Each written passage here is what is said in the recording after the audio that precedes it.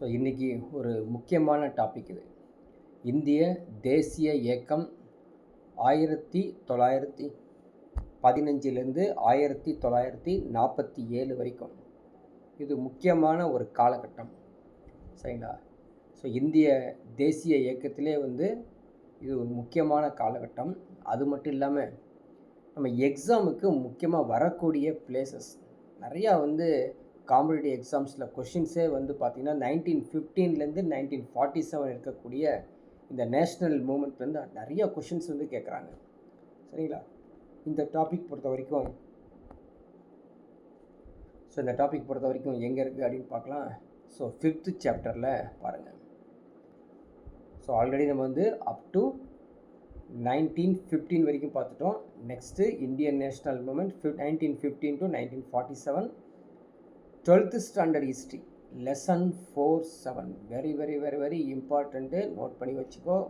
So இந்திய தேசிய இயக்கத்திலே அதிகமாக கேள்வி கேட்கக்கூடிய பிளேசஸ் அந்த சாப்டர் அப்படின்னு பார்த்தீங்கன்னா 1915 1947 என்ன அந்த முக்கியமான அந்த காலகட்டம் அப்படின்னு கேட்டிங்கன்னா, ஸோ காந்திஜி 1915 அந்த இயரில் தான் தென்னாப்பிரிக்காவிலேருந்து இந்தியாவுக்கு வந்திருக்காரு.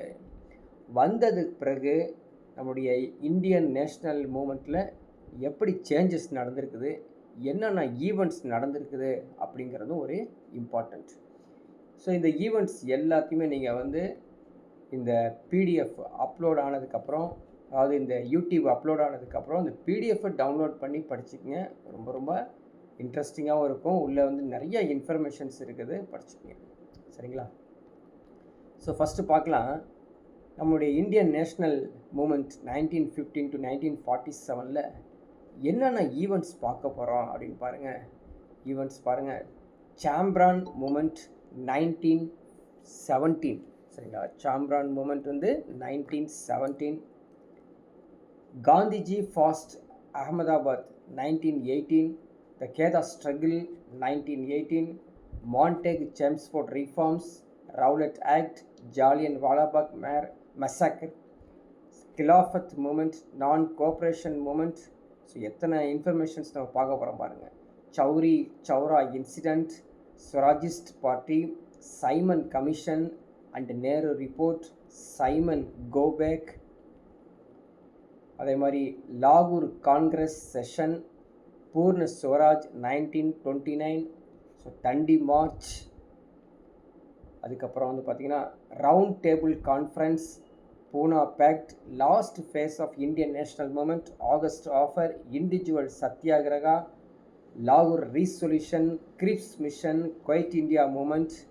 எத்தனை சப்டைட்டில் பாருங்கள்.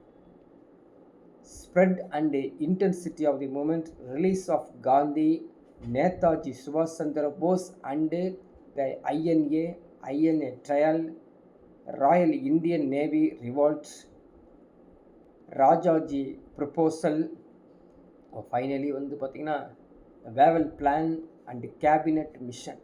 இதுதான் எத்தனை டைட்டிலில் நீங்கள் பார்க்க போகிறோம். ஸோ ஒவ்வொன்றா எல்லாமே பார்த்திங்கன்னா என்னவாக இருக்கும், டைம் லைன் தான் இருக்கும். ஸோ டைம் லைனை நீங்கள் கண்டிப்பாக மனப்பாடம் பண்ணி வச்சுக்கணும். சும்மா மேலோட்டமாக நீங்கள் படிச்சிங்கன்னா ஞாபகத்திலே இருக்காது.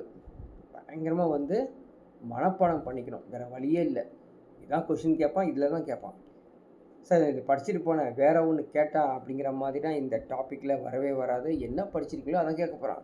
பட் என்னன்னா எப்படி இருக்கும், மேட்ச் தி ஃபாலோயிங்கில் வரும், sentence, asset and statement and assertion அதில் வரும். இப்போ ரீசெண்டாக ஒன்று கேட்குறான் எப்படின்னு பார்த்தீங்கன்னா கேஸ் ஸ்டடியில் கேட்குறான். ஸோ நீ குரூப் 2 குரூப் 1லலாம் பார்த்தீங்கன்னா கேஸ் ஸ்டடி, அதாவது ஒரு ஆஃப் பேஜுக்கு பேராகிராஃப் கொடுத்துட்டு அது கீழே ஒரு கொஷின் கேட்பான். சரிங்களா? ஸோ எல்லாத்துக்குமே தயாராக இருக்கணும். அதை நீங்கள் படிக்கக்கூடிய ஸ்டைலு பார்த்தீங்கன்னா ஃபுல் அண்ட் ஃபுல்லு ஒரு நாளைக்கு நம்ம ஒரு பப்ளிக் எக்ஸாம் எழுத போகிறோன்னா எப்படி படிக்கிறோமோ அது மாதிரி படித்தா மட்டும்தான் ஞாபகத்தில் இருக்கும். சரிங்களா? ஸோ ஒரு பிக்கஸ்ட் டாபிக் இது. பாருங்கள், இந்த பிடிஎஃப் டவுன்லோட் பண்ணி படித்து வச்சுக்கோங்க. ஸோ ஃபஸ்ட்டு பாருங்கள் என்னென்னா incident. So 1869. So Mohandas Karamchand Gandhi born Porbandar. எதுக்கு இது சொல்கிறோம்? இவரை பற்றி பேசுகிறோம். அது காந்தியன் ஃபேஸ், அதனால் காந்தியை பற்றி கொஞ்சம் தெரிஞ்சு வச்சுக்கிறோம். 1869 மோகன்தாஸ் கரம்சந்த் காந்தி. 1915 தான் ரிட்டர்ன் டு இந்தியா. தென்னாப்பிரிக்காலேருந்து இனவெறி அரசாங்கத்திலேருந்து போராடி எதிராக நம்ம இந்தியாவுக்கு வராரு. சரிங்களா? அவருக்கு இந்த அரசியல்னா என்னன்னு தெரியாது.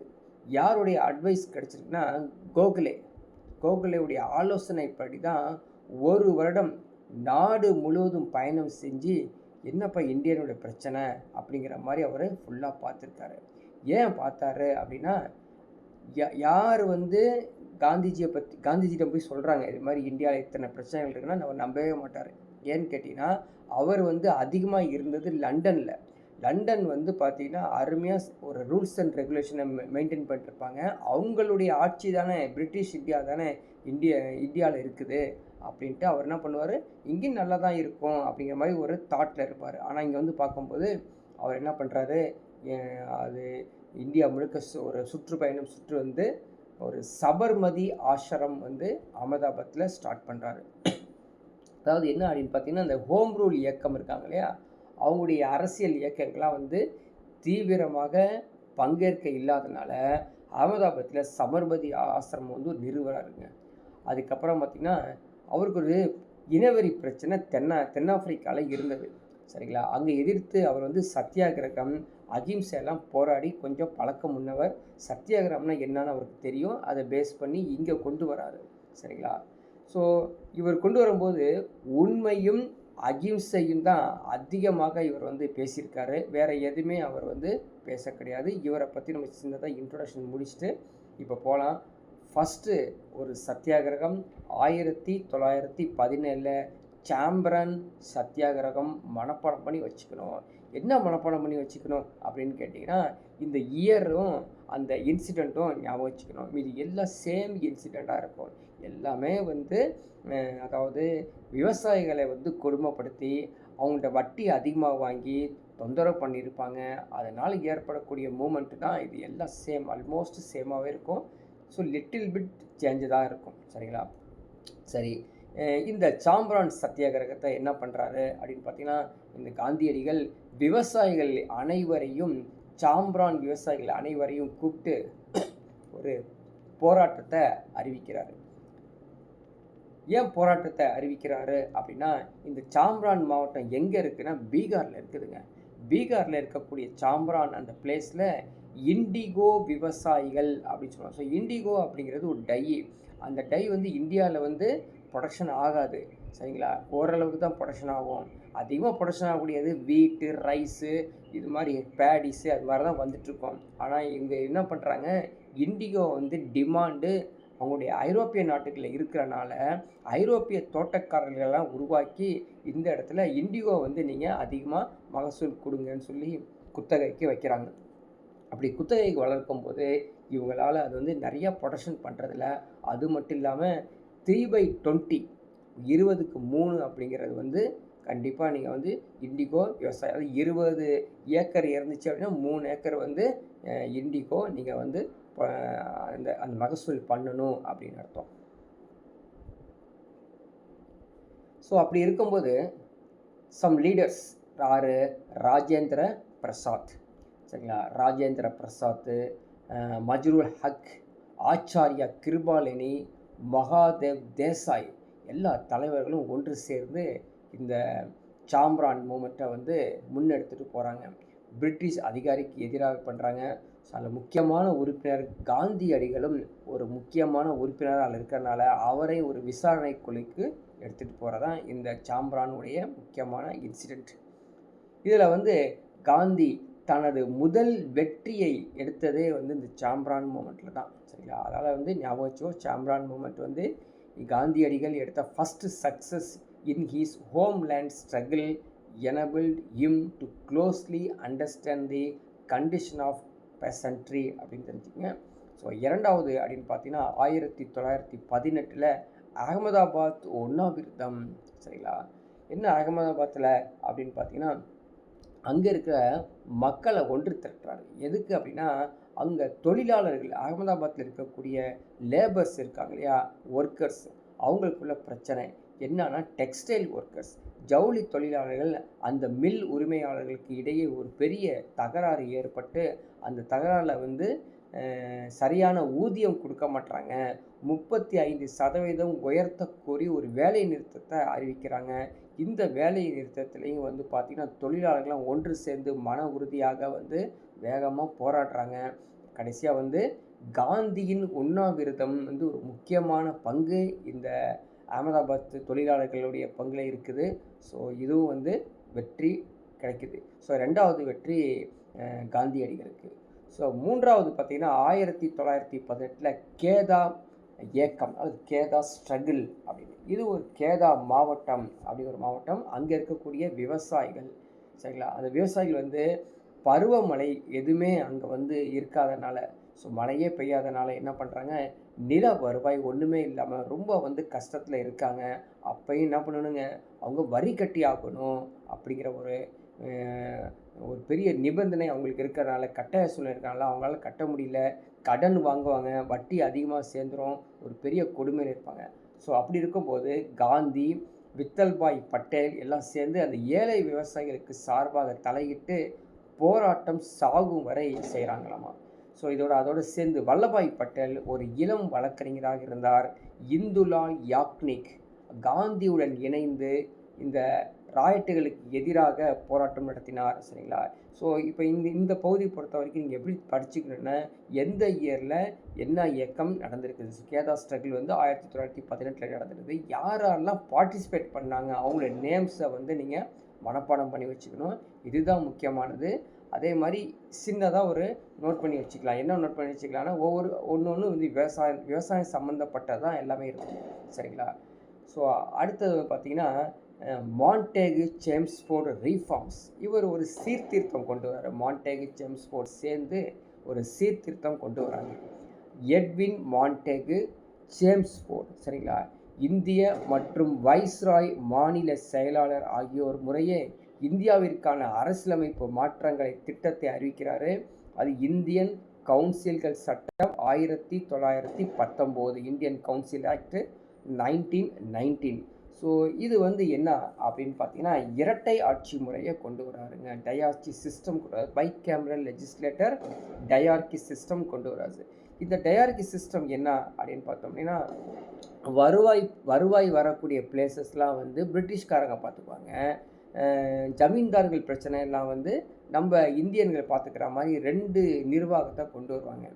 இதன் அடிப்படையில் தான் ஆகஸ்ட் 1918 இந்த திட்டத்தை பற்றி விவாதிக்க ஐஎன்சி பம்பாயில் ஒரு சிறப்பு அமர்வு கூடியது. இது ஒரு முக்கியமான இந்திய தேசிய காங்கிரஸ் 1885 உருவானாலும் 1918 இந்திய தேசிய காங்கிரஸ் பம்பாயில் ஒரு மீட்டிங் வைக்கிறாங்க. இந்த திட்டத்தில் வந்து ஒரு ஏமாற்றம் மட்டுமே திருப்தி அற்றது அப்படின்னு காங்கிரஸ் வந்து கூறிய ஒரு முக்கியமான ஸ்டேட்மெண்ட்டு. அடுத்தது பாருங்கள், ரவுலட் ஆக்ட், சரிங்களா. ரவுலட் ஆக்ட் அப்படிங்கிறது, ஸோ ரவுலட் ஆக்ட் அப்படிங்கிறது என்ன அப்படின்னு பார்த்தீங்கன்னா, இந்தியன் கவுன்சில் சட்டம் ஏற்கனவே உருவாக்குனாங்கல்ல 1919. அதே ஆண்டு தான் ரவுலட் சட்டமும் அறிவிக்கப்பட்டாங்களாம். என்ன ரவுலட் சட்டம் அப்படின்னு பார்த்தோம்னா, உலகப்போருக்கு பிறகு மார்ச் 1919 ரவுலட் சட்டம் வந்து நிறைவேற்றினாங்க. அப்படி நிறைவேற்றும் போது என்ன ஆகும் அப்படின்னு பார்த்தீங்கன்னா, எந்த ஒரு நபரையும் விசாரணையின்றி சிறையில் அடைக்கலாம். அதுதான் வந்து ஒரு பெரிய அந்த ரவுலட் ஆக்ட். ஸோ ஏதாவது பிரச்சனை பண்ணியா, என்ன பிரச்சனைன்னு தெரிஞ்சால் உடனே தூக்கி அரெஸ்ட் பண்ணி அவனை வந்து சாகும் வரை உட்கார வச்சுருவாங்க. இதை பார்த்த காந்தியும் அவரது கூட்டாளிகளும் அதிர்ச்சி அடைந்தார். என்னென்னா இது பெரிய ஒரு கொடுமையாக இருக்குது. காந்தியால் நிறுவப்பட்ட இந்த சத்தியாகிரக சபை சட்டத்தை மீறுவதாக அதுவும் வந்து அந்த ஆசிரமம் வந்து மாட்டிக்குது, சரிங்களா. இந்த சட்டத்தை மீறுது. ஸோ கூட்டம், புறக்கணிப்பு, ஆர்ப்பாட்டம் எதுவாக இருந்தாலும் உடனே அரெஸ்ட் பண்ணி உள்ள தள்ளிடுவாங்க. இதுக்காக அவர் என்ன பண்ணுறாரு, சத்தியாகிரகம் பண்ணுறாருங்க. ஸோ சத்தியாகிரகம் அப்படிங்கிறது வந்து தொழிலாளர்கள், கைவினையாளர்கள், விவசாயிகள், வெகுஜனங்கள் எல்லாத்திட்டையும் வந்து ஒரு முக்கியமான ஒரு பங்கேற்பாயிருச்சு. என்ன அப்படின்னு பார்த்தீங்கன்னா, இவர்னா ஜஸ்ட்டு ஒரு என்ன சொல்கிறது, உண்ணாவிரதம், சத்தியாகிரகம் அப்படின்னு உட்காந்துட்டு சக்ஸஸ் பண்ணிடுறாரு அப்படிங்கிறது நிறைய பக்கம் வந்து இந்தியா முழுக்க ஒரு ஃபேமஸ் ஆகிடுது. Gandhi called upon the people to observe Hartal in March, April 1990 against a Rowlatt Act. அதாவது அடுத்த கட்டத்தில் ரவுலட் சட்டத்திற்கு எதிராக அவர் வந்து போராட்டத்தை உருவாக்குறது. இந்துக்களையும் முஸ்லீம்களையும் ஒன்றிணைத்து கிலாஃபத் பிரச்சனையுடன் இதை வந்து இணைக்கிறாரு. சரிங்களா? ஸோ இது வந்து ரவுலட் ஆக்ட் எதிர்த்து போராட்டம் பண்ணது. அடுத்தது பார்த்திங்கன்னா அதே ஆண்டு 1919 ரவுலட் ஆக்ட் வருது, இந்தியன் கவுன்சில் ஆக்ட் வருது. ஸோ எல்லாமே வந்துட்டு இருக்கு பாருங்க. அதோடு சேர்ந்து 13th April 1999 அமிர்த்சர் டவுனில் கிட்டத்தட்ட 2000க்கு மேற்பட்டவர்கள் என்ன பண்ணுறாங்க, சுட்டு கொண்டுறாங்க. கேள்விப்பட்டிருக்கோம் இல்லையா, ஜாலியன் வாலாபாக் படுகொலை அப்படின்னு. ஸோ இது என்ன நடந்தது அப்படின்னு பார்த்தீங்கன்னா, இங்கே வந்து சத்யபால் அப்படின்னு ஒருத்தர், அதே மாதிரி சைஃபுட்டிங் கிட்ஸ்லேப், இவங்க வந்து அரெஸ்ட் ஆகிடுறாங்க. அரெஸ்ட் ஆன மக்கள்லாம் ஒன்று திரண்டு இவருக்கு எதிராக போராட்டம் நடத்துவது போல் அங்கே காமிக்கிறாங்க. ஆனால் வந்து இன்னும் ஒரு சில ஜேர்னல்ஸ்லாம் என்ன போட்டிருக்காங்க அப்படின்னு பார்த்தீங்கன்னா, அவங்க ஒரு ஃபங்க்ஷனு அந்த அமிர்த்சரில் வந்து ஒரு ஃபங்க்ஷன் கொண்டாடிருக்காங்க எல்லாரும் சேர்ந்து அப்படின்னு இன்னொரு இடத்துல சொல்லப்படுது. சரிங்களா? ஆனால் இந்த ஆங்கிலேயர்கள் மத்தியில் எதிர்த்து போராடுறாங்க, போராட்டத்துக்கு ஒன்று சேர்றார்கள் அப்படின்னு நினச்சிக்கிட்டாங்க. ஸோ மைக்கேல் ஒட்ரையர் பஞ்சாபின் லெஃப்டினன்ட் கவர்னராக இருந்தார். இராணுவ தளபதி தான் general Reginald Dyer. General Reginald Dyer. So இவர் தான் என்ன பண்ணுறது, துப்பாக்கிலாம் கொண்டு போய் இறக்கி எல்லாத்தையும் வந்து சுட்டு தள்ளுறது. கிட்டத்தட்ட அது அஃபிஷியலாக அனௌன்ஸ் வந்து 379. சரிங்களா? ஆனால் 1000க்கு மேற்பட்டவர் இறந்துருக்காங்க அப்படிங்கிறது ஒரு முக்கியமான நிகழ்வு. இது இந்தியா முழுக்க, நாடு முழுக்க பயம் வந்துடுது. என்னடா அது, ஜஸ்ட்டு கூப்பிட்டு போய் எந்த ஒரு காரணம் இல்லாமல் அரெஸ்ட் பண்ணது ஒரு பக்கம், ஆனால் இப்போ சுட்டே தள்ளுறாங்களே அப்படின்னு சொல்லி பம்பாய், கல்கத்தா, டெல்லி, லாகூர், ஸோ எல்லா இடத்துலையும் ரவுலட் சட்டத்துக்கும் எதிராக பண்ணுறாங்க. அதே மாதிரி இந்த ஜாலியன் வாலாபாக் நிலைமை ஏற்பட்டு ரொம்ப எல்லாரும் பயந்துட்டுருக்காங்க. ஸோ நெக்ஸ்ட் ஒன், அதில் வந்து பார்த்திங்கன்னா பல கொடுமைகள் நடக்கும். அந்த கொடுமைகளை வந்து பார்த்திங்கன்னா எதிர்த்து போராடுவதற்கு NCM நான் கோஆப்ரேஷன் மூமெண்ட் வந்து உடனே கொண்டு வருவாங்க. ஸோ நான் கோஆப்ரேஷன் மூமெண்ட் வந்து இந்த கிலாஃபத் இயக்கவும் இந்த பஞ்சாப் தவறுகள் எல்லாத்தையும் ஒன்று சேர மாதிரி அடுத்த ஒரு கிலாஃபத், அதாவது நான் கோஆப்ரேஷன் மூமெண்ட்டில் அது பார்க்கலாம். நெக்ஸ்ட்டு கிலாஃபத் மூமெண்ட் அப்படின்னு சொல்லி ஒன்று இருக்குது. இந்த கிலாஃபத் மூமெண்ட், கிலாஃபத் இயக்கம் அப்படிங்கிறது வந்து துருக்கி சுல்தானுடைய நிலை இஸ்லாத்தின் புனித ஸ்தலங்கள் தொடர்புடையதாக இருந்தாலும் பஞ்சாப் பிரச்சனையில் ஜாலியன் வாலாபாக் படுகொலையின் குற்றவாளிகளை விடுதலை செய்வது தொடர்பாக இந்த கிலாஃபத் இயக்கம் நடந்தது. சரிங்களா? ஸோ பிரிட்டிஷ் ஆட்சிக்கு எதிராக இஸ்லாமிய மதத்தில் ஒன்று சேர்ந்து இஸ்லாமியர் அல்லாத சக்திகளும் ஜாலியன் வாலாபாக்கில் நிகழ்ந்த குற்றத்திற்காக பிரிட்டிஷ் அரசாங்கத்தை எதிர்த்து போராடியிருக்காங்க. நீதிமன்றங்கள் ஜெனரல் டயர், அதுக்கப்புறம் மைக்கேல் ஒட்ரையர் ஆகியோரை முற்றிலுமாக விடுவித்தது. ஸோ எந்த தவறும் இல்லை அப்படின்னு சொல்லி அவங்கள வந்து விடுவிச்சிட்டாங்கம்மா. ஸோ இதிலேருந்து இந்து முஸ்லீம் ஒற்றுமையில் நாட்டம் கொண்டிருந்த காந்தியும் காங்கிரஸும் இப்போது ஆங்கில ஆட்சியில் ஒரு காட்டி கொடுக்கப்படாத உணர்ந்த தங்கள் முஸ்லீம் தொழிலாளர்கள் ஆதரவாக எல்லாரும் ஒன்று சேர்ந்தார்கள். ஆக்சுவலாக வந்து எல்லாருமே ஒன்று சேர்ந்து இருக்கிறதா இங்கே கூடப்பட்ட கிலாஃபத் மூமெண்ட்டுக்கு அப்புறம் இந்துவும் முஸ்லீம்ஸும் ஒன்று சேர்ந்துருக்காங்க அப்படின்னு சொல்லப்படுது. ஸோ அடுத்த நான் கோஆப்ரேஷன் மூமெண்ட் கேள்விப்பட்டிருப்போம். ஸோ நான் கோஆப்ரேஷன், ஏதாவது ஒத்துழையாமை இயக்கம் 31 ஆகஸ்ட் 1920 தான் இதை வந்து தொடங்கப்பட்டது. ஸோ என்ன செய்வாங்க நான் கோஆப்ரேஷன் மூமெண்ட் அப்படின்னு பார்த்தீங்கன்னா, இந்த கிலாஃபத் இயக்கத்தோட தொடர்ந்து இந்த நான் கோஆப்ரேஷன் மூமெண்ட் செய்வாங்க. என்ன அப்படின்னு பார்த்தீங்கன்னா, இது நடந்தது அலகாபாத்தில் ஒரு நிகழ்வு. என்னன்னா, அவர் காந்தியடிகள் சொல்கிறாரு, நீங்கள் வந்து எந்த ஒரு அரசு கல்வி நிறுவனங்கள், எந்த ஒரு சட்ட நீதிமன்றங்கள் எல்லாத்தையும் நீங்கள் வந்து பங்கேற்கக்கூடாது. அதான் நான் கோஆப்ரேஷன் மூமெண்ட்டு. ஸோ யாருமே வந்து எந்த ஒரு கவர்மெண்ட் ஜாப்பில் இருந்தாலும் அவங்க வந்து கண்டினியூ பண்ண மாட்டாங்க, நாங்கள் இருக்க மாட்டோம்னு சொல்லி வெளியே வருவாங்க. செப்டம்பர் 1920 கல்கத்தாவில் சிறப்பு அமர்வில் காங்கிரஸ் கூடி கிலாஃபத் மற்றும் பஞ்சாப் குறைகள் நிவர்த்தி செய்யப்பட்டு சுயராஜ்யம் நிறுவப்படும் வரை காலனித்துவ அரசுடன் ஒத்துழையாமை இயக்கத்தை கொண்டு வருவோம் அப்படின்னு. பட் இந்த ஒத்துழையாமை இயக்கம் கொண்டு வந்ததுக்கப்புறம் நிறைய பிரச்சனைகள் வந்துடும். நிறைய தன்னுடைய சுதேசி பொருட்கள் அனைத்துமே வந்து எரித்து தூக்கி எறிவாங்க. ஆனால் அதை தொடர்ந்து 1920 நாக்பூரில் நடைபெற்ற காங்கிரஸ் மாநாடு மொழி வாரி மாகாண காங்கிரஸ் கமிட்டிகளை அங்கீகரித்து தீர்மானத்தையும் இங்கே கொண்டு வந்தது. ஸோ அங்கங்கே பார்த்தீங்கன்னா பிட்டாக வந்து இன்ஃபர்மேஷன்ஸ் இருந்தாலும் டைம்லைன் சார்ட்டில் என்னென்ன இருக்கோ அதை மட்டும் நீங்கள் மனப்பாடம் பண்ணிகிட்டே வாங்க, சரிங்களா? இது ஒன்று கதையாட்டம் வரிசையாக இருக்காது. அங்கங்கே விட்டு போன கொஞ்சம் கொஞ்சம் இன்ஃபர்மேஷன்ஸ் தான் இருக்கும், நீங்கள் அதை பார்த்துக்கணும். ஸோ இந்த நான் கோஆப்ரேஷன் மூமெண்ட்டுக்கு அப்புறம் என்ன நடந்தது அப்படின்னு பார்த்தீங்கன்னா, அதோடைய இம்பேக்ட் விளைவு என்ன அப்படின்னு பார்த்தீங்கன்னா, பல வழக்கறிஞர்கள் வேலையை கைவிட்டான, ஆயிரக்கணக்கான பள்ளி கல்லூரி நிறுவனங்களில் படித்தவங்க எல்லாருமே வேலையை விட்டுருவாங்க. அதுக்கப்புறம் வந்து பார்த்திங்கன்னா, காங்கிரஸ் கமிட்டி வந்து மக்கள் கீழ்ப்படையாமை இயக்கத்தை தொடங்குமாறு அழைப்பு, இது மாதிரி நிறையா வந்து எதிர்த்து போராடுவாங்க. பட் என்னன்னா அது ஃபெயிலியர் ஆகும் கடைசியாக நான் கோஆப்ரேஷன் மூமெண்ட்டு. 1921 வேல்ஸ் இளவரசர் இந்தியாவின் பல நகரங்களுக்கு சென்றது வந்து புறக்கணிக்கப்பட்டது. ஸோ அவர் வந்து போகலான்னு இருந்தது, அது வந்து அவர் அவாய்ட் பண்ணிடுறாரு. ஸோ நாடு முழுவதும் தொழிலாளர்கள், விவசாயிகள் எல்லாரும் வேலையை நிறுத்துகிறாங்க. உத்தரப்பிரதேஷ், பெங்கால், அஸ்ஸாம், பீகார், ஒரிசா எல்லா பகுதியிலையும் வந்து பார்த்திங்கன்னா கடுமையாக பாதிக்குது, சரிங்களா? அது மட்டும் இல்லாமல் ஒரு பெரிய பிரச்சனைகள் வந்துடும். என்ன பிரச்சனைனா, அதாவது இந்த நான் கோஆப்ரேஷன் மூமெண்ட்டை வந்து காந்தியடிகள் பின்வாங்குவார். ஏன்னா நிறையா வந்து கொலைகள் கொள்ளைகள்லாம் வந்து செய்ய ஆரம்பிச்சிருவாங்க அப்படின்னு சொல்லி ஃபுல்லாக பார்த்துருப்போம். ஸோ அடுத்த ஒன்று பாருங்கள், சௌரி சௌரா இன்சிடெண்ட், சரிங்களா? சௌரி சௌரா இன்சிடெண்ட். ஸோ பிப்ரவரி 1922 அப்போ தான் காந்தியடிகள் தன்னுடைய 7 நாட்களுக்குள் கைதிகளை விடுவிக்காவிட்டால் பர்தோலி அப்படி வரி விதிப்பு பிரச்சாரங்கள் உட்பட ஒரு சிவில் ஒத்துழையாமை தலைமை தாங்குவதாக அறிவிக்கிறாரு. இதுதான் வந்து சௌரி சௌரா இன்சிடென்ட்.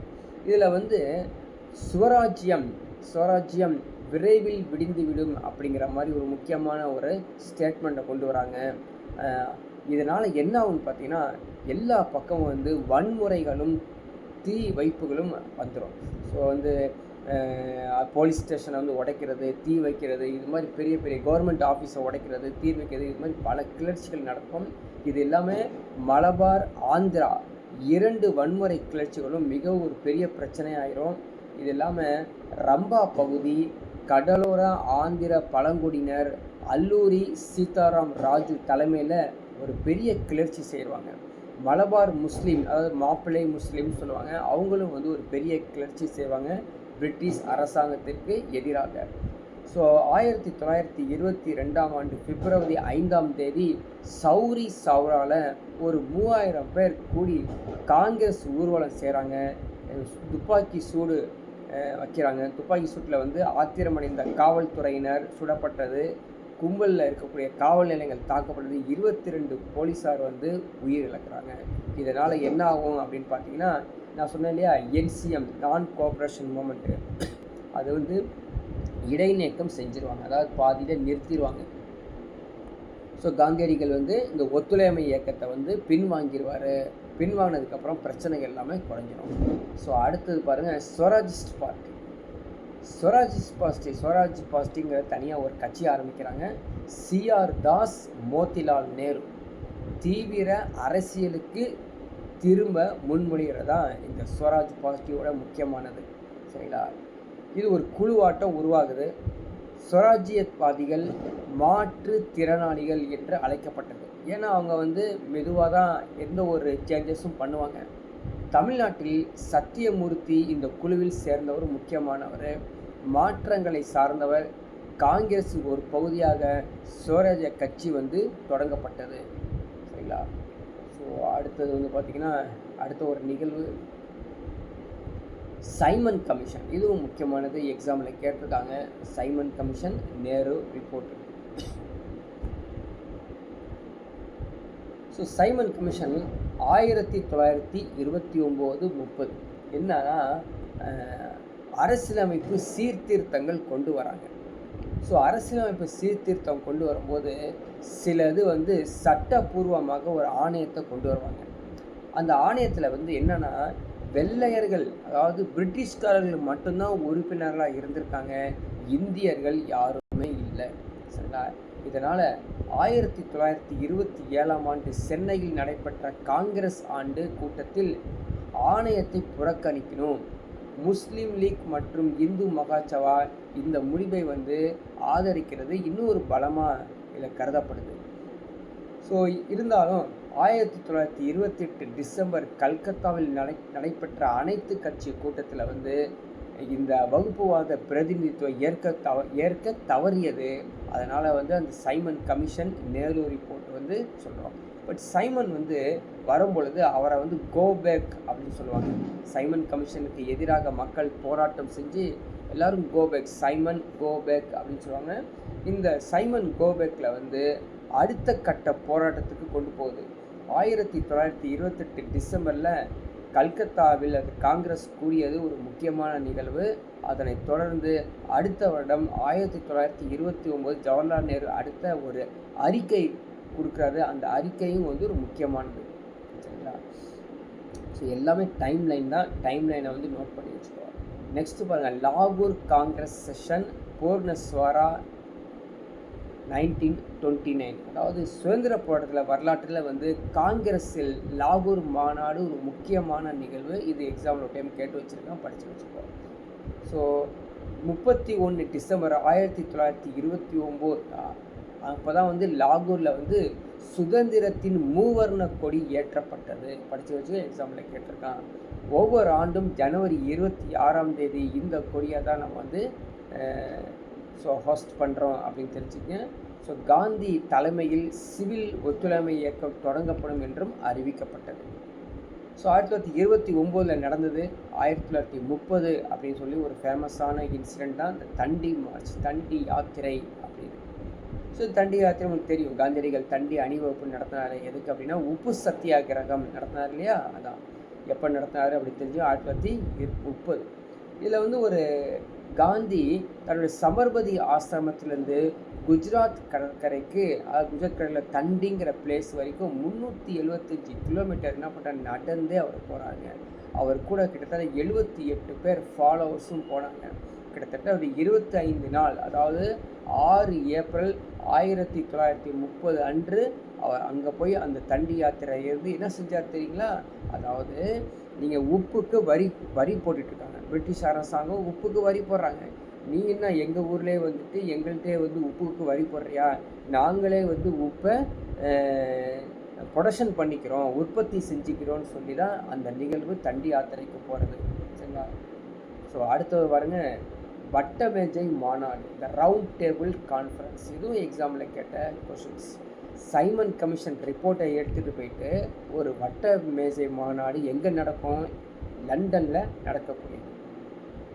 இந்த லண்டன் நடக்கக்கூடிய வட்டமேஜை மாநாடு காங்கிரசுடன் பேச்சுவார்த்தைகள் தொடங்கப்பட்டன மற்றும் காந்தி இர்வின் ஒப்பந்தம் மார்ச் 5, 1931 கையெழுத்தானது. இந்தியாவில் கீழ்ப்படியாமை வந்து நிறுத்தப்பட்டது. இது குறிக்கப்பட்டுள்ள முதல் கான்ஃபரன்ஸ் ஐஎன்சி உடையது, ரவுண்ட் டேபிள் கான்ஃபரன்ஸ். ஸோ இயக்கத்தின் போது சிறையில் அடைக்கப்பட்ட 1000 கணக்கான இந்தியர்களை விடுவிக்க இர்வின் ஒப்புக்கொண்டாராம், இர்வின் ஒப்பந்தம். அந்த ஆண்டு காந்தி லண்டனில் உள்ள 2வது ஆர்டிசினது ரவுண்ட் டேபிள் கான்ஃபரன்ஸ் காங்கிரஸுக்கு ஒரு பிரதிநிதியாக கலந்து கொண்டார். இது எக்ஸாம்பிள் கேட்ட கொஷின்ஸ். அதாவது காந்தியடிகள் கலந்து கொண்ட ரவுண்ட் டேபிள் கான்ஃபரன்ஸ் எது அப்படின்னா second round table conference. Gandhi Irwin ஒப்பந்த கராச்சி காங்கிரஸ் என்ன பண்ணுது, இதை அங்கீகரிக்குது. ஸோ 2வது ஆர்டிசியில் கலந்து கொண்ட காந்தியடிகள் அரசாங்கம் பிடிவாதமாக இருந்தது மற்றும் அவரது கோரிக்கைகளை ஏற்க மறுத்தது. வெறும் கையுடன் தான் காந்தியடிகள் வந்து திரும்பினார். வேறு எந்த இம்ப்ரூவ்மெண்ட்டும் இந்த ரவுண்ட் டேபிள் கான்ஃபரன்ஸில் கிடைக்கல. போராட்டங்களை நசுக்க சிறப்பு சட்டங்கள்லாம் ஏற்றப்பட்டது. 1,00,000க்கும் அதிகமான போராட்டக்காரர்கள் கைது செய்யப்பட்டனர். தேசியவாத தொடர்பான இலக்கியங்கள் சட்டவிரோதமாக எல்லாமே பறிமுதல் செய்யப்பட்டது.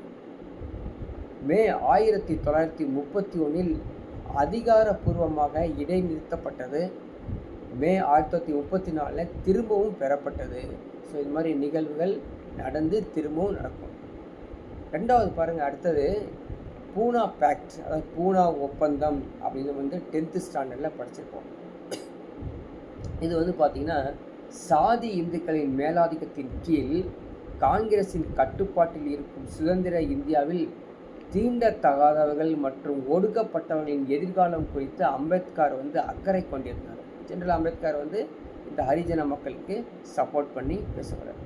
இதை ஒரு அனைத்து கட்சி மாநாடு நடத்தணும்னு சொல்லி Simon commission round table conference தனித்தனி தொகுதிகளை அந்த ரவுண்ட் டேபிள் கான்ஃபரன்ஸில் போய் கேட்குறாங்க, எங்களுக்கு தனித்தொகுதி கொடுங்க அப்படின்னு. ஸோ தீண்டத்தகாதவர்களை மற்றும் இந்துக்களிடமிருந்து அரசியல் ரீதியாக பிரிப்பது, அதன் சமூக தாக்கத்தை ஏற்படுத்துவது, இதான் காந்தி ஒரு பயப்படக்கூடிய விஷயமா இருந்தது அந்த சோஷியல் இம்பேக்டில். பட் பிரிட்டிஷ் அரசாங்கம் 1932 வகுப்புவாத விருது என்று அறியப்பட்டது. அவங்க கம்யூனல் அவார்டு அனௌன்ஸ் பண்ணாங்க. காந்தி இதை மிகவும் வருத்தப்படுறாரு. ஸோ இது தனி தொகுதின்னு பிரித்தோம் அப்படின்னா ஒரு பெரிய பிரச்சனை ஆயிரும். இதெல்லாம் சுதந்திரம் அடைந்ததுக்கப்புறம் செய்யலாம், இப்பயே செஞ்சிங்கன்னா அதாவது ஒரு ஒற்றுமை கிடைக்காது அப்படின்னு சொல்லி தன் உயிரால் எதிர்ப்பதாக அவர் அறிவித்தார். இதற்காக அவர் உண்ணாவிரதமும் இருந்திருக்காரு. சரிங்களா, சாகும் வரை உண்ணாவிரதம் இருந்திருக்காரு. காந்தியின் உயிரை காப்பாற்ற அம்பேத்கர் ஒரு பெரும் அழுத்தம் ஏற்பட்டது. இறுதியில் சிறையில் காந்தியுடன் சந்திப்புக்கு பிறகு வகுப்புவாத விருது மாற்றியமைக்கப்பட்டு பூனா ஒப்பந்தம் கையெழுத்தானது. ஸோ நான் வச்சுக்கோ பூனா ஒப்பந்தம் எப்படி நடந்தது அப்படின்னு. ஸோ நெக்ஸ்ட் பாருங்கள், last phase of Indian national movements. Last phase என்ன? லாஸ்ட் ஃபேஸில் அப்படின்னா இரண்டாவது உலகப் போருக்கு பிறகு இந்தியா ஈடுபடுத்தும் பிரிட்டனின் முடிவு தான் இந்த இந்திய தேசிய காங்கிரஸ் எல்லாரும் சேர்ந்து தலைவர்கள் ஒன்று சேர்ந்து ஒரு ப்ரொட்டஸ்ட் பண்ணுறாங்க. சரிங்களா, இதுக்கு எதிர்ப்பு தெரிவித்து காங்கிரஸ் அமைச்சர்கள் ராஜினாமா செய்கிறாங்க. காந்தியடிகள் 1940 அக்டோபரில் தனிநபர் சத்தியாகிரகத்தை ஒரு தொடங்குகிறார். தனித்தனியாக சத்தியாகிரகம் நடத்துகிறாங்க. அதில் பார்த்திங்கன்னா காங்கிரஸ் தலைவராக போஸ் தேர்ந்தெடுக்கப்பட்டு காந்தியை வருத்தப்படுத்தியது, போஸின் ராஜினாமாவுக்கு வழிவகுத்தது. அதே போல் ஃபார்வர்டு பிளாக்னு சொல்லக்கூடிய ஒரு தொடங்குறாங்க. ஜெர்மனி சிங்கப்பூரும் அதில் தப்பிச்சு போயிடுறாரு சுபாஷ் சந்திர போஸ். காங்கிரஸ்லேருந்து சுயநீதிமான புரட்சிகர நடவடிக்கைகள் மேற்கொள்கிறாங்க. இதன் மத்தியில் பார்த்திங்கன்னா 1942 Cripps mission Quit India movement. சரிங்களா, அதுவும் 1942 தொடங்கப்படுது. ஸோ ஆங்கிலேயர்கள் காங்கிரஸின் அனைத்து முக்கிய தலைவர்களையும் கைது செய்து இரும்பு கரம் கொண்டு அடக்குறாங்க. ஸோ இந்த திட்டம் இறுதியில் காங்கிரஸால் ஏற்றுக்கொள்ளப்படுகிறது. ஜின்னாவும் முஸ்லீம் லீக்குக்கு தங்களது பாகிஸ்தான் கோரிக்கையை நிலைநிறுத்தி கிழக்கு வங்காளத்தில் வகுப்புவாத கலவரத்தை தூண்டிய நேரடி நடவடிக்கையினால்தான் அந்த திட்டத்தை அறிவிக்கிறாங்க. ஸோ காந்தி தனது சுற்றுப்பயணத்தை கலவரத்தால் பாதிக்கப்பட்ட நவோக்கலில் தொடங்குறாரு. காந்தி ஒரு சுற்றுப்பயணம் கலவரத்தால் பாதிக்கப்பட்ட மக்களை பார்க்கறதுக்காக நவோக்கலி அப்படிங்கிற பிளேஸ்லேருந்து ஸ்டார்ட் பண்ணுறாரு. ராஜாஜியின் ஃபார்முலா, வேவல் திட்டம், சிம்லா மாநாடு, இது எல்லாமே ஸ்டாப் ஆகுது. 1946 ராயல் இந்தியன் நேவி கிளர்ச்சி உருவாக்குறாங்க. சுதந்திர செயல்முறையை விரைவுபடுத்த ஆங்கிலேயர்களுக்கு ஒரு முக்கியமான நிகழ்வாக இது நடக்குது. சுதந்திரம் மற்றும் பிரிவினையை மேற்பார்வையிட மவுண்ட்பேட்டன் கவர்னர் ஜெனரலாக நம்ம இந்தியாவில் நியமிக்கிறார். இதுக்கப்புறம் பார்த்திங்கன்னா ஆகஸ்ட் 8, 1940 ஆகஸ்ட் ஆஃபர். சரிங்களா, அப்போ யார் வைஸ்ராயாக இருந்தார் அப்படின்னா வைஸ்ராய் லார்ட் லிண்ட்கோவி. வைஸ்ராய் லார்டு லிண்ட்கோவி இவர் தான் ஆகஸ்ட் 8, 1940 இதை முன்மொழிகிறார், ஆகஸ்ட் ஆஃபர் அப்படின்னு. இது என்ன அப்படின்னு பார்த்தீங்கன்னா டொமினியன் அந்தஸ்து கொடுப்பாங்க. டொமினியன் நிலை சொல்கிறோம் இல்லையா, அது கொடுப்பாங்க. வைஸ்ராய் கவுன்சில் அல்லது நிர்வாக குழு விரிவாக்கம் செய்து அதில் அதிகமான இந்தியர்களுக்கு இடமளிக்கிறது. அதில் இந்தியர்களை கொண்டு போர் ஆலோசனை குழு, அதாவது ஒரு போர் நடந்துச்சுன்னா இந்தியர்களை பயன்படுத்துறது, ஆங்கிலேயர்களை பயன்படுத்துறது இல்லை. இதனால் இந்தியர்கள் அதிக பேர் இறப்பாங்க. இது மட்டும் இல்லாமல் ஒவ்வொருத்தரும் தனித்தனியாக இண்டிவிஜுவல் சத்தியாகிரகா செய்ய ஆரம்பிப்பாங்க. இதில் வந்து பார்த்திங்கன்னா சத்தியாகிரகளில் காந்தியால் தேர்ந்தெடுக்கப்பட்டனர். அவர்களின் கோரிக்கையின் போல் பங்கேற்பதற்காக பிரசிங்க அவர்களின் பேச்சு சுதந்திரத்தை வலியுறுத்துவதற்கு கட்டுப்படுத்தப்பட்டது. சில சத்தியாகிரகம் வந்து பார்த்திங்கன்னா டேட்டு, டைமு, பிளேஸ்லாம் கொடுத்து அறிவிக்கப்பட்டது. இண்டிவிஜுவலாக ஒவ்வொருத்தரும் சத்தியாகிரகம் இருந்திருக்காங்க. அக்டோபர் 17, 1940 வினோபா பாவே மகாராஷ்டிராவில் உள்ள அவரது பவுனர் ஆசிரமத்திற்கு அருகில் சத்தியாகிரகம் செஞ்சிருக்காரு. இது ஒரு முக்கியமான நிகழ்வு. காந்தி டிசம்பர் 1940 சத்தியாகிரகத்தை வந்து இடைநிறுத்தம் பண்ணியிருக்காரு. ஸோ எல்லாம் வந்து இண்டிவிஜுவல் சத்தியாகிரகத்தில் இருக்கக்கூடிய முக்கியமான நிகழ்வு. அடுத்த ஒன்று பாருங்க, லாகூர் தீர்மானம், லாகூர் ரிசொல்யூஷன். ஸோ காலனி ஆதிக்கத்திற்கு எதிராக இந்திய தேசிய காங்கிரஸ் எல்லாரும் சேர்ந்து போராட்டம் பண்ணும்போது அதன் போர் முயற்சிகளை ஆதரிப்பதற்காக முன் நிபந்தனையாக போரை நிறுத்திய பின்னர் சுதந்திரம் பெறுவதற்காக ஒரு வாக்குறுதி குறைக்கப்பட்டதான் இந்த நிகழ்வு.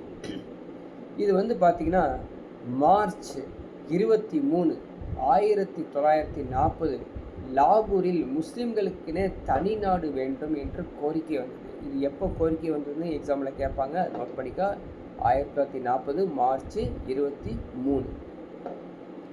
இந்த தீர்மானத்தை வந்து யாரும் வந்து முன்மொழியலை. ஏன்னு கேட்டீங்கன்னா காலனித்துவ ஆட்சியாளர்களுக்கு இந்திய தேசிய காங்கிரஸுடன் போர் முயற்சிகளில் ஒத்துழைக்க முயன்ற போது கூட பேச்சுவார்த்தை நடத்த மறுத்துவது ஒரு பெரிய ஒரு தைரியத்தை அவர்களுக்கு அளித்தது.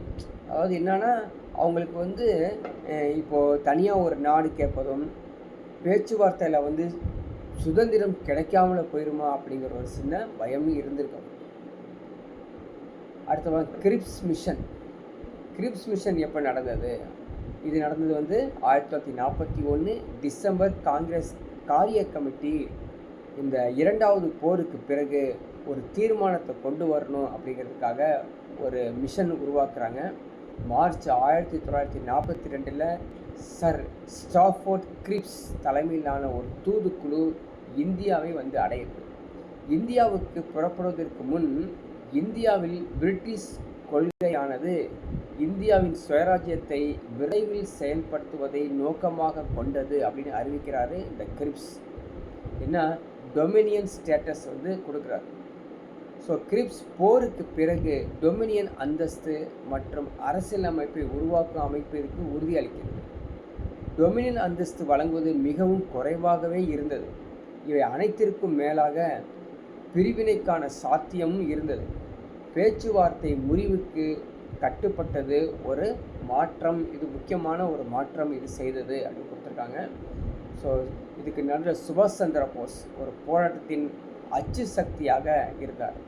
மார்ச் 1942 ஜெர்மனியில் இருந்து ஒளிபரப்பப்பட்ட ஆசாத் ஹிந்த் வானொலியில் போஸ் இந்திய மக்களுக்கு உரையாற்றினார். ஸோ வெள்ளையனே வெளியேறு இயக்கம் அப்படிங்கிறது ஒரு முக்கியமானது. இது வந்து காந்தி உருவாக்குறார், அதான் குவைட் இந்தியா மூமெண்ட். இது எப்போ நடந்தது அப்படின்னு பார்த்தீங்கன்னா 1942 தேசிய காங்கிரஸ் செயல்பாட்டிற்கு வழிநடத்தும் ஒரு பெரிய பொறுப்பேற்று நடத்தப்பட்டது. என்ன இது எங்கள் நாடு, நீ வெள்ளையனு, நீ வந்து வெளியேறு அப்படின்னு சொல்லி ஒரு கிளர்ச்சி நடத்துகிறாங்க. ஸோ இந்திய தேசிய காங்கிரஸ் செயற்குழு ஜூலை 14, 1942 வார்தாவில் கூடி ஒரு வெகுஜன சிடிஎம்ஐ தொடங்குது. ஸோ குவைட் இந்தியா மூமெண்ட் சொன்னோம்ல, அது தொடங்குது. இதில் வந்து யார் யார் பங்கேற்றாங்க அப்படின்னு பார்த்தீங்கன்னா ராஜாஜி, பூலாபாய் தேசாய் எல்லாரும் இந்த இயக்கத்தில் வந்து பங்கேற்காங்க. இது மட்டும் இல்லாமல் நேரு ஒரு இயக்கத்தை விரும்பவில்லை என்றாலும் செயற்குழுவில் ஒரு பெரும்பான்மை முடிவு வேணும் அப்படின்னு நினச்சாங்க. இது மத்தியில் காந்தி டூ ஆர் டை இல்லையா, டூ ஆர் டை, செய் அல்லது செத்து மடி அப்படிங்கிறது கொண்டு வந்திருக்காரு. இந்த கிப்ஸ் பணிக்கு பறிக்கும் பயனற்ற தன்மையும் காந்தி மற்றும் நேரு இருவரையும் பிரிட்டிஷாரிடம் கடந்த காலத்தில் இருந்ததை விட ஒரு கசப்பாக நிகழ்வாக இது மாறுது டூ ஆர் டை அப்படிங்கிறது. ஸோ நெக்ஸ்ட் ஒன் பாருங்கள். நீங்கள் வந்து இதை வந்து ஃபுல்லாகவே தேரியாகவே இருக்கும். ஜஸ்ட்டு நீங்கள் வந்து டவுன்லோட் பண்ணி இதை படிச்சுக்கிங்க. அந்த அங்கங்கே நடந்த சின்ன சின்ன நிகழ்வுகள்லாம் நீங்கள் நோட் பண்ணி படிச்சுக்கிட்டாலே போதும். அதை திருப்பி திருப்பி சொல்கிற மாதிரியே இருக்கும். ஸோ அடுத்தது பாருங்கள், இந்த இயக்கம் ஜென்ரலாகவே வந்து இந்திய தேசிய இயக்கம் வந்து நாடு முழுவதும் எப்படி பரவியது அப்படின்னு கொடுத்துருக்காங்க. ஸோ செப்டம்பர் 1942க்கு பிறகு தான் நாடு முழுவதும் இது பரவுது. அந்த கிளர்ச்சியாளர்கள் காலனி ஆலயத்துக்கு எதிராக போராடுறாங்களாமா. அதில் முக்கியமான நிகழ்வு செப்டம்பர் 1944 வங்காளத்தில் மிட்னாப்பூர் மாவட்டத்தில் தாம்லுக் ஜாதியா சர்க்கார், அது வரைக்கும் இந்த போராட்டம் வந்து நீடித்தது. சத்தாராவில் ஒரு இணை அரசாங்கம் இருந்தது. ஜெயபிரகாஷ் நாராயண், அச்யூத் பட்வர்தன், ஆசஃப் அலி, யூசுப் மெஹர் அலி, ராம் மனோகர் லோஹியா எல்லாமே வந்து சோசியலிஸ்ட் தலைமைகளாக இருந்து அவங்களும் போராட்டத்தை முன்னெடுத்தினாங்க. 1943 இறுதியில் இந்தியா முழுவதும் கைது செய்யப்பட்டவர்களின் எண்ணிக்கை 91,000, 1 லட்சம் கிட்ட 91,836 இருந்தது. காவல்துறை 1060 பேரை வந்து சுட்டு கொன்றாங்க. ஸோ எல்லாமே இந்த போராட்டத்தில் பின்னணியாக நடந்த நிறைய நிகழ்வுகள். நெக்ஸ்ட் பாருங்கள், காந்தியடிகள் அவர் அரெஸ்ட் ஆனதுக்கப்புறம் ரிலீஸ் ஆகிறது எப்போ அது கேட்பாங்க. இவர் வந்து பார்த்தீங்கன்னா மே 6, 1944 காந்தியடிகள் உண்ணாவிரதம் இங்கே பிரிசனுக்குள்ளேயே வந்து உண்ணாவிரதம் இருந்து நிறையா வந்து அவர் உடம்பு முடியாமல் போயிடுது. உடல்நலம் காரணம் காட்டி காந்தி சிறையிலிருந்து விடுதலை ஆகிறார். கட்டுமான திட்டத்தின் மறுமலர்ச்சிக்கு இது முக்கியமான வழிவகுத்தது. காங்கிரஸ் கமிட்டிகள் அதன் போர்வையில் நடவடிக்கைகளை தொடங்குறாங்க. வெள்ளையனை வெளியேறு இயக்கத்தை தொடர்ந்து காங்கிரஸுக்கு விதிக்கப்பட்ட தடை ஸ்டாப் பண்ணிக்கிறாங்க. இதற்கிடையில் காலனித்துவ அரசு பேச்சுவார்த்தைக்கான திட்டத்தை வந்து முன்வைக்கிறது. 1943 அக்டோபர் லின்லித் கோ அவர் வைஸ்ராய் இருக்கும்போது அந்த வைஸ்ராயை மாற்றி வேற ஒரு லார்ட் ஆர்கிபால்ட் வேவல் அப்படிங்கிற வராரு. அவர் வந்து ஒரு பேச்சுவார்த்தை வந்து நடத்துகிறாரு. அதுதான் வந்து வேவல்ஸ் அப்படி ஒரு பேச்சுவார்த்தையாக வரும். இதுக்கு நடுவில் நேதாஜி சுபாஷ் சந்திர போஸ் அவருக்கு வந்து தனியாக ஒரு படை உருவாக்குறாரு. பிரிட்டிஷ் சாம்ராஜ்யத்தின் ஒரு பகுதியாக இருந்த தென்கிழக்கு ஆசியா நாடுகளில் இந்திய இராணுவ படையை அவர் ஆர்மியை உருவாக்குறாரு. அதான் INA, சரிங்களா, இந்தியன் நேஷ்னல் ஆர்மி. பிறகு அவர் வந்து பார்த்திங்கன்னா தென்கிழக்கு ஆசியா முன்னிலையில் பிரிட்டிஷ் இந்திய இராணுவத்தின் கட்டளையை வெறுமென பின்வாங்கியது.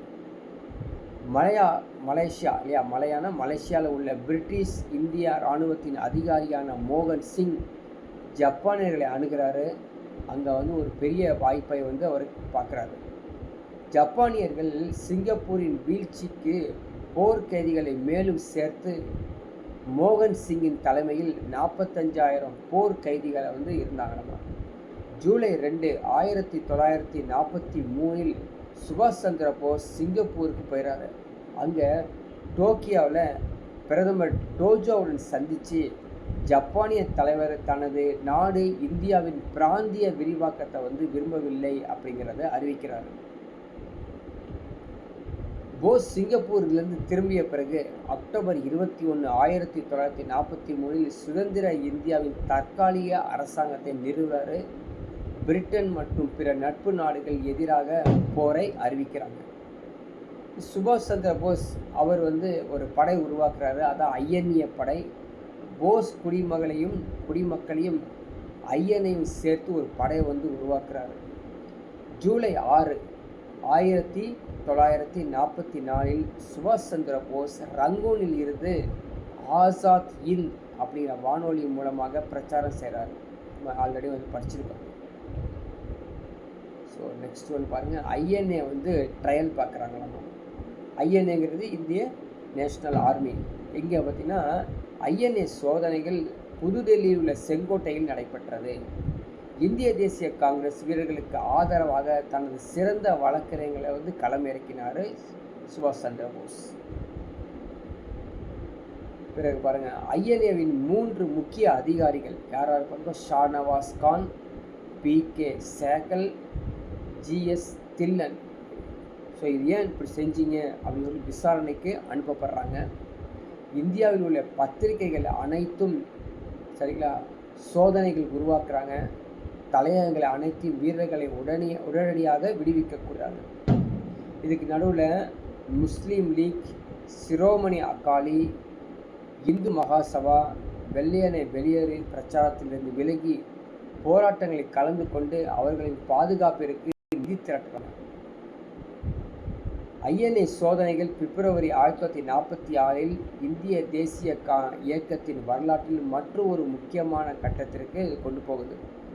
ராயல் இந்தியா கடற்படையின் மதிப்பீடுகள் கிளர்ச்சியின் கொடியை வந்து உயர்த்தியது அப்படின்னு சொல்லி இன்ஃபர்மேஷன் கொடுத்துருக்காங்க. அடுத்து பாருங்கள், royal India navy revolts. So royal இந்தியாவுடைய கடற்படை ஒரு கிளர்ச்சி இது எப்போ நடந்தது, என்னென்னா அப்படிங்கிற டீட்டெயில்ஸ்லாம் பார்த்தோம்னு வச்சுங்களேன்.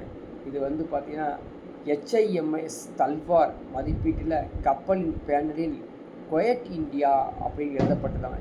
கப்பலில் 1100 மதிப்பீடுகள் இருக்கக்கூடிய ஒரு வேலை நிறுத்தத்தை சேர்ந்து நடத்துகிறாங்க.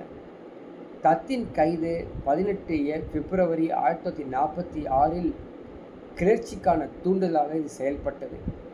ஸோ கிளர்ச்சியானது கோட்டை பாராக்ஸ் கோட்டையில் உள்ள மதிப்பீடுகளால் இணைந்து மற்றும் அவர்களின் பெரும் எண்ணிக்கையில் காங்கிரஸின் கொடிகளை அசைத்து பிரிட்டிஷ்க்கு எதிராக கோஷங்களை இட்டு அதை வந்து கொடியை அசைக்கிறாங்க. பம்பாய் மற்றும் கல்கத்தாவில் தொழிற்சங்கங்கள் அனுதாப வேலை நிறுத்துவதில் அழைப்பு விடுக்கிறாங்க. 2 நகரங்களும் பெரிய போர்க்களமாக மாறிடுது. ஸோ ஆங்காங்கே பயங்கர தடுப்பு சுவர்கள்லாம் வச்சு பண்ணுறாங்க. ரயிலெலாம் வந்து நிறுத்துகிறாங்க, கடைகள்லாம் உடைக்கிறாங்க. கடைசியாக வந்து கராச்சியை அடைந்த செய்தியின் பேரில் HIMS இந்துஸ்தான் மற்றும் கராச்சியில் உள்ள பிற கடற்படை நிறுவனங்களின் மதிப்பீடுகளில் பிப்ரவரி 19 அன்று ஒரு மின்னல் வேலை நிறுத்தப்பட்டம் நடத்தப்பட்டது. சரிங்களா, இந்த ஆக்சுவலாக வந்து இந்தியன் நேவி ரிவால்ட் இருக்கு இல்லையா, கிட்டத்தட்ட 78 கப்பல்கள்லாம் ஒன்று சேர்ந்து 20,000க்கு மேற்பட்ட அந்த கப்பல் தொழிலாளர்கள் சேர்ந்து ஒரு போராட்டம் பண்ணது ஒரு முக்கியமான நிகழ்வு. பாருங்கள், ஃபுல்லாக வந்து தேரியாக இருக்கும், ஜஸ்ட்டு கௌத்ரூ பண்ணிக்கங்க. அடுத்த ராஜாஜியுடைய ப்ரப்போசல். இவர் வந்து என்ன கேட்குறாரு, எனக்கு தனி நாடு கொடுங்க அப்படின்னு சொல்லி ராஜாஜியுடைய ப்ரப்போசல். வகுப்புவாத சவால் நீடித்தது. முஸ்லீம் லீக் தனி நாடு கேட்குறாங்க. அதே மாதிரி ராஜாஜியும் வந்து இந்தியா அப்படின்னு தனியாக நாடு கேட்குறாரு. மார்ச் 1940 முஸ்லீம் லீக்கின் லாகூர் தீர்மானம் முஸ்லீம் லீக்கின் சிறுபான்மையினர் என்பதிலிருந்து முஸ்லீம் லீக் ஒரு தேசமாக இருக்க வேண்டும் என்று சொல்லியிருக்கிறது. இதில் வந்து பார்த்திங்கன்னா முகமது அலி ஜின்னா சமூகத்தின் ஒரே செய்தி தொடர்பாளராக இருந்தவர். ராஜாஜின் முன்மொழிவுக்கு ஏப்ரல் 1944 காங்கிரஸ் தலைவர்கள் சிறையில் இருந்தபோது ராஜாஜி பிரச்சனையை தீர்க்க ஒரு திட்டத்தை வந்து முன்வைக்கிறாரு. அதான் வந்து பாகிஸ்தான் தனியாகவும் இந்தியா தனியாகவும் பிரிக்கப்பட்டது. ஸோ இந்த பிரிவினை ஏற்பட்டால் பாதுகாப்பு அல்லது தகவல் தொடர்பு போன்ற சில அத்தியாவசிய சேவைகள் இயக்க பரஸ்பர ஒப்பந்தம் இருக்கும் அப்படிங்கிறது ஒரு பிரச்சனை. அதாவது என்னென்னா, சுதந்திரம் வாங்கிறதுக்கு முன்னாடியே 2 நாடாக பிரித்தோம்னா அது கொடுப்பாங்களா இல்லையா அப்படிங்கிற ஒரு பயமும் இருக்குது. சிறையில் இருந்து விடுதலையான பிறகு காந்தி ஜூலை 1944 ஜின்னாவுடன் ராஜாஜி ஃபார்முலா என்ற அடிப்படையில் பேச்சுவார்த்தை முன்மொழிந்தார். பேச்சுவார்த்தை வந்து முடிஞ்சதுக்கப்புறம் எங்கேயுமே போகல. ஸோ வேவல்ஸ் பிளான்ஸ் இதுவும் வந்து முக்கியமானது. இதை வந்து பார்த்திங்கன்னா 1945 வேவல், இந்த லார்ட் வேவல் இருக்கா இல்லையா, அவர் என்ன பண்ணுறாரு, ஒரு பேச்சுவார்த்தை நடத்துகிறாரு. சிம்லா மாநாட்டிற்கு அழைப்பு விடுக்கிறாரு. காங்கிரஸ் தலைவர்கள் சிறையில் இருந்து விடுவிக்கப்படுறது ஒரு இன்சிடெண்ட். அடுத்தது பாருங்கள், வைஸ்ராயின் முன்மொழியிலிருந்து ஒரு நிர்வாக குழுவை அமைத்தால் பிரத்யேக இந்தியர்களுடன் தானும் தளபதியும் இணைந்து ஒரு வைஸ்ராய் ஒரு ப்ரொப்போசல் கொடுக்குறாங்க. அதான் வேவல்ஸுடைய ப்ரொப்போசல். அதே மாதிரி சின்ன சின்ன இன்சிடெண்ட்டாக இருக்கும். ஜாதி இந்துக்களுக்கும் முஸ்லீம்களுக்கும் சபையில் சம எண்ணிக்கையிலான பிரதிநிதிகள் கொடுக்கணும் அப்படிங்கிறது அடுத்த ஒரு தீர்மானம். இந்திய தேசிய காங்கிரஸ் முஸ்லீம் லீக்கு வைஸ்ராய் கவுன்சிலில் உறுப்பினராக இருப்பாங்க. அதே மாதிரி காங்கிரஸ் தலைவர்கள் மௌலானா கலாம் ஆசாத் இல்லையா, மௌலானா அபுல் கலாம் ஆசாத் இந்த யோசனையை நிராகரிக்கிறாரு. முழு சுதந்திரத்துடன் ஒருங்கிணைந்து இந்தியாவுக்காக காங்கிரஸ் நிற்கும் அப்படிங்கிறத சொல்கிறாரு. அடுத்த கேபினட் மிஷன் சொல்லி ஒரு மிஷன். இது வந்து பார்த்திங்கன்னா இந்தியாவில் மாநில செயலாளர் சர் ஸ்டாஃபோர்ட் கிரிப்ஸ் தலைமையில் ஏவி அலெக்சாண்டர், பெத்திக் லாரன்ஸ் ஆகிய உறுப்பினர் கொண்டு ஒரு மிஷன் உருவாக்குறாங்க, ஒரு குழு உருவாக்குறாங்க மார்ச் 1946. எதுக்குன்னா இதை சுதந்திரம் கொடுப்பதற்காக, இந்தியாவுக்கு சுதந்திரம் கொடுப்பதற்காக உருவாக்குறாங்க. மாகாணங்கள் தனியாக பிரிப்பது, சமஸ்தானங்கள் தனியாக பிரிப்பது, அவங்களுக்கு தேர்தல் வைக்குவது எப்படி, எல்லா டீட்டெயில்ஸும் இதில் கொடுக்குறாங்க. ஜின்னா தனது கருத்தை ஏற்றுக்கொண்டார். ஐஎன்சி இந்த திட்டத்தை ஏற்றுக்கொண்டதாக ஏஐசிசி தனது உரையின் மூலமாக தெரிவித்தது. இதன் மூலமாக என்ன ஆகுதுங்க, கொஞ்சம் கொஞ்சமாக வந்து சுதந்திரம் கொடுக்கக்கூடிய நிகழ்வுகள் நடக்கும். சரிங்களா? 1946 ஆகஸ்ட் 12 அன்று தற்காலிக அரசாங்கத்தை அமைக்க நேருவின் அழைப்பதாக வைஸ்ராய் வந்து அறிவிக்கிறார். டைரக்ட் ஆக்ஷன் எடுக்கிறாங்க. ஸோ காந்தியடிகள் கல்கத்தா வருவதற்கு தனது சொந்த பயணத்தை தொடங்குகிறாரு. மேலும் மோசமான பாதிக்கப்பட்ட பகுதியான பெரியாக்காட்டாவில் ஒரு வெறிச்சோடிய வீட்டில் தங்க ஒரு முடிவு செய்கிறாரு. இந்த இடைக்கால அரசியலமைப்பை காங்கிரஸ் ஏற்றுக்கொண்டது. நேரு 2 செப்டம்பர் 1946 அன்று பதவியேற்காரு. நாடு முழுவதும் மற்றொரு சுற்று வகுப்புவாத வன்முறையும் வெடிக்குது. லார்டு வேவல் என்ன பண்ணுறாரு, இந்த நாடு முழுவதும் சுற்றி வராரு. மீண்டும் ஜின்னாவிடம் இடைக்கால அரசாங்கத்தை பங்கேற்க அவர் வந்து முன்மொழிகிறாரு. ஸோ முஸ்லீம் லீக் இந்த திட்டத்தை ஏற்றுக்கொண்டது. அதனால் முகமது அலி ஜின்னா அமைச்சரவையில் அவர் சேர்க்கப்பட்டு பாகிஸ்தான் தனி நாடாக பிரிஞ்சிருது. அக்டோபர் 26, 1946 மறுசீரமைக்கப்பட்டு முஸ்லீம் லீக் தனியாகவும் அரசியலமைப்பு சபா உருவாக்கத்திற்காகவும் ஒத்துழைப்புக்கும் எதிராகவும் உறுதியாக ஒரு அரசாங்கம் அமைவதற்கும் சுதந்திரம் அமைவதற்கும் ஒரு முக்கியமான காலகட்டமாக இருந்தது தான் இந்த 1945 1915 1947. இதில் நிறைய இன்சிடெண்ட் வந்து மிஸ் ஆகிருக்கும். ஏன்னு கேட்டிங்கன்னா அது வந்து இந்த புக்கிலே கொடுக்கப்படலை. ஸோ இதை வந்து நீங்கள் +2 புக்கை எடுத்து திரும்ப ஒரு முறை ஸ்டோரி மாதிரி படிச்சிங்கன்னா இந்த நோட்ஸும் அந்த நோட்ஸும் எவ்வளோ தூரத்துக்கு மிங்கிள் ஆகுது, எப்படி படித்து புரிஞ்சிக்க முடியும் அப்படிங்கிறது 2 or 3 டைம்ஸ் உட்காந்து படித்தா தான் இது நிற்கும். But timeline chart very very important. அதை மட்டும் திருப்பி படிச்சுக்கங்க. ஸோ இந்த பிடிஎஃப் டவுன்லோட் ஆகி படிச்சுங்க. நெக்ஸ்ட் கிளாஸில் நெக்ஸ்ட் டாபிக் பார்க்கலாம்.